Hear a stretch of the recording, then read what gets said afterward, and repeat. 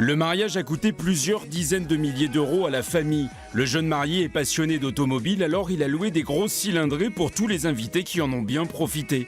250 personnes, une centaine de voitures en tout qui ont engendré pas mal de bruit, de joie et de fête dans les rues de Limoges, jusqu'à l'arrivée à la mairie. Il y avait des voitures partout et malheureusement les accompagnants des mariés ne voulaient pas obtempérer sur le fait de se garer mieux et de permettre aux autres mariages de pouvoir circuler et de repartir de la mairie. Ça a commencé comme ça.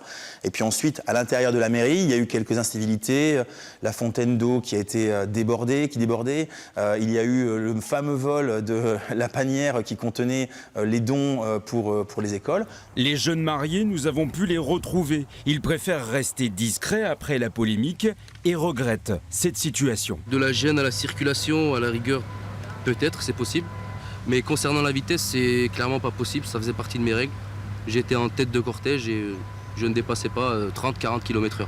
On dit que quelqu'un a piqué l'argent de la quête, c'est vrai ou pas? Jamais on irait piquer des pièces qui sont destinées à des écoles ou à des enfants, alors qu'on a investi des dizaines de milliers d'euros pour ce mariage. Dans la salle des mariages de la mairie de Limoges, ils se sont dit oui. Sans cette polémique, ils auraient vécu la plus belle journée de leur vie. Les incivilités telles que celle de samedi seraient de plus en plus fréquentes. Quand on vient à la mairie, c'est un lieu qui représente la République. On ne fait pas n'importe quoi à l'intérieur.